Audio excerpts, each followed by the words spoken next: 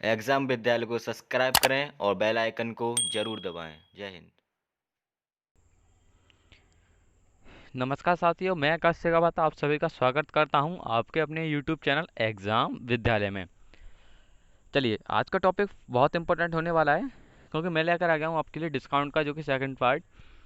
देखिए, profit and loss की एक सीरीज चल रही है जिसमें हम प्रॉफिट एंड लॉस ख़त्म कर चुके हैं। उसके बाद डिस्काउंट, जैसे आप जानते हैं, डिस्काउंट चैप्टर आता है और उसी में हम डिस्काउंट चैप्टर पढ़ रहे हैं और वो भी सेकंड पार्ट है। ठीक है, अगर आपने पहला पार्ट नहीं पढ़ा तो प्लीज़ आप पहला पार्ट पीजिए, प्लेलिस्ट में वीडियोज़ पढ़िए। और अभी तक आपको जानकारी के लिए बता दूँ, अगर आपने चैनल को सब्सक्राइब नहीं किया है तो रेड कलर का एक बटन होगा, उस बटन में प्रेस कीजिएगा। ठीक है, और उसके बाद एक बेल आइकन जरूर आएगा, उसको जरूर प्रेस कीजिएगा क्योंकि जितनी भी सारी आपको नोटिफिकेशन मिलेंगी, ठीक है, वो आपको टाइम टू टाइम अपडेट होते रहेंगे। ठीक है, तो चलिए बिना किसी देरी के स्वागत करता हूँ आपका पहले क्वेश्चन से। देखिए, क्वेश्चन है, एक दुकानदार अंकित मूल्य पर 10% छूट देने के बाद भी 12% का लाभ अर्जित करता है। ठीक है, तो पुस्तक का मुझे सीपी और अंकित मूल्य का के बीच मुझे अनुपात ज्ञात करना, उनका रेशियो कितना आएगा। ठीक है जी, चलिए स्वागत करता हूँ। देखिए, क्वेश्चन है, मैंने क्या बताया, जब भी छूट देने के बाद में कुछ प्रॉफिट हो रहा हो, मैंने पहले डिस्काउंट दिया उसके बाद में मुझे प्रॉफिट हो रहा हो, तो सिंपल फंडा ये होता है कि इसका रेशियो बनता है, सीपी और एमपी का रेशियो बनता है आपका 100 माइनस जो कि मैंने छूट दी है, डिस्काउंट, और 100 प्लस प्रॉफिट। ये क्या प्रॉफिट, क्या है मेरा, जो कि एमपी का रेशियो अब लाभ हुआ है। ठीक है, यहाँ से मैं आसानी से निकाल सकता हूँ सीपी और एमपी का रेशियो क्या है। सीपी 100 में से 10 गए तो यानी कि 90 सीपी है और 112 डिस्काउंट है। ठीक है, यहाँ से मैं 2 से काट दूंगा तो ये 45 आ जाएगा और ये आ जाएगा मेरा 56। ठीक है, तो मेरा यही क्या हो गया, इज अ राइट आंसर हो गया। क्लियर, जो कि ऑप्शन नंबर ए है। समझ में आया जी? बिल्कुल उम्मीद करता हूँ आपको समझ में आ गया होगा। अगर नहीं समझ में आया तो एक बार फिर से देखिएगा। सीपी और एमपी का रेशियो हमेशा ज्ञात करना होता है, तो मुझे एक बात करनी होती है कि अंकित मूल्य उसका हो जाएगा 100 में से 10 छूट दे रहा है ना, वो कम कर रहा है, सीपी कम होगा एमपी ज़्यादा होगा, सिंपल बात है। तो यहाँ की 90 हो जाएगा और ये हो जाएगा तुम्हारा 112, यानी कि 12% का लाभ कमाना चाहता है वो। तो कितना आएगा, 45 रेशियो 56, 2 से काट दूंगा। ठीक है, उम्मीद करता हूँ अब तो आपको क्लियर हो गया होगा। चलिए, इसी बीच अगला चलता हूँ नेक्स्ट क्वेश्चन पे आपके लिए। देखिए, क्वेश्चन बहुत इंपॉर्टेंट है ये वाला, क्योंकि एक इसका एक बेटर मेथड मैं लेके आया हूँ आपके लिए। देखिए, इसके सारे कई सारे मेथड पढ़ते हैं, पर जो आपको बेस्ट टू बेस्ट होगा, जो कि कम समय में आपको सॉल्व कर सकते हैं इस चीज़ को। ठीक है, तो वही मेथड मैं आपके लिए बता रहा हूँ। एक छत के पंखे का अंकित मूल्य यानी कि मार्क प्राइस 1040 था। यानी कि कहने का मतलब यह है कि अंकित मतलब एक पंखा था, उस पर प्राइस जो लिखा हुआ था ना, मैं गया किसी मार्केट में और मैंने दुकान से पूछा कि भाई साहब ये पंखा कितने का है। उसने बताया था, भाई साहब आप पढ़े लिखे हो, आप ये देख लीजिए पंखे का इसका प्राइस कितना लिखा है। मैंने कहा था, भाई साहब प्राइस तो उसमें 1040 रुपये लिखा है। मैंने कहा, भाई इतना तो महंगा पड़ेगा, इसमें थोड़ा छूट कर दीजिए, मुझे थोड़ा डिस्काउंट देंगे आप। वो जानकार था, उसने कहा, अरे भाई आप तो हमारे साथी के हो, चलो मैं तुम्हें इसे डिस्काउंट दे दे रहा हूँ। मैंने कहा, कितने रुपए दोगे। उसने कहा था कि 663 रुपये का आपको पड़ जाएगा। मैंने कहा, अरे वाह, 1040 रुपये का सामान मुझे 663 रुपये में मिल रहा है, ये तो बहुत बड़ी बात हो गई। मैंने कहा, भाई साहब आपने कितना परसेंट डिस्काउंट दिया। उसने कहा था, भाई साहब मैंने तुम्हें एक एक डिस्काउंट दे दिया, मैंने 15% का। अब दूसरा परसेंट का तुम खुद घर पे जाओ, दिमाग लगाना, मैंने तुम्हें कितना डिस्काउंट दिया है कि तुम 1040 रुपये की 663 में चीज़ ले आए। मैंने कहा, अरे यार ये तो बहुत सरल है, कि मैं कैसे सरल है, देखो मैं तुम्हें कैसे बताता हूँ। मैंने क्या कहा था, 140 रुपये। ठीक है, 1040 रुपये का उसमें मार्क प्राइस था, यानी कि एमपी मेरा 1040 रुपये था और 663 रुपये में मैंने खरीदा था। यानी कि 663 रुपये में मैं घर पे लेके आया। अब घर पे मेरे दोस्तों ने पूछा था, मेरा भाई बैठा था, उसने दोस्त ने पूछा मेरा, कह रहे भाई ये बताओ कितने डिस्काउंट लेके आए थे। मैंने कहा, यार उसने एक तो बताया था कि 15% डिस्काउंट में दे रहा हूँ, और दूसरा डिस्काउंट उसने बताया नहीं, यानी कि 15% डिस्काउंट, यानी कि मैं कह सकता हूँ कितना हो जाएगा। अरे 15% कितना हो जाएगा, 20:17, क्योंकि 3/20 होगा। ठीक है, 3 का डिस्काउंट काट के मैंने 20 का 17 कर दिया। एक मुझे डिस्काउंट पता नहीं है तो कितना होगा। ठीक है, अगर मैं डिस्काउंट निकालना चाहूँ तो मुझे क्या करना होगा, इसका इसमें भाग देना होगा। ठीक है, जैसे ही मैं 20 का देता हूँ तो कितनी बार जाएगा, 52 बार जाएगा। और 17 का 163 में दूंगा तो मेरा 39 में जाएगा। ठीक है, मैंने कहा था कि कहीं ना कहीं ऐसा हो सकता है कि 52 रुपये की चीज़ कहीं मुझे 39 रुपये की तो नहीं पड़ी। उसने कहा अच्छा ऐसी बात है, मैंने कि हाँ जी ऐसी बात है। तो मैंने कि चलो ट्राई कर लेते हैं एक बार, ट्राई करने में क्या जा रहा है भाई साहब।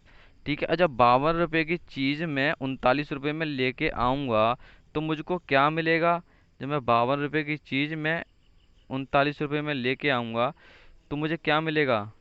देखिए, 52 रुपये की चीज़ें मैं 39 रुपये में लेके आऊँगा तो मुझे 13 रुपये का डिस्काउंट मिला होगा। बिल्कुल क्लियर है, कितने पे मिला होगा, 52 पे मिला होगा। मल्टीप्लाई 100 की कर दूंगा तो मुझे कितना आ जाएगा, 13 चौका 52, 4 से 25% डिस्काउंट। तो यहाँ से मैं कह सकता हूँ कि भाई साहब उन्होंने एक तो मुझे डिस्काउंट दिया था मुझे 15% का, और दूसरा डिस्काउंट दिया था मुझे 25% का।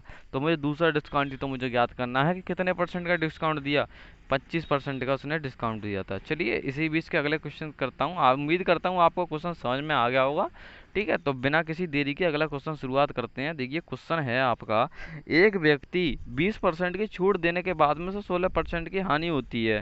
ठीक है, उस सूची को वो 10 रुपये की छूट पर बेचता है तो उसे कितने परसेंट का लाभ या हानि होती है। देखिए बहुत इंपॉर्टेंट क्वेश्चन है, इतना इंपॉर्टेंट क्वेश्चन है कि ये CGL में आया है, 2017 के प्री में आया क्वेश्चन है। ठीक है, किस में आया, CGL में। ठीक है, CGL 2017 की फर्स्ट शिफ्ट में प्री में आया है ये। ठीक है, इसलिए इम्पोर्टेंट बनता है क्योंकि ऐसे क्वेश्चन आपको पूछने के बहुत बहुत चांसेस बन जाते हैं क्वेश्चन पूछने के ये।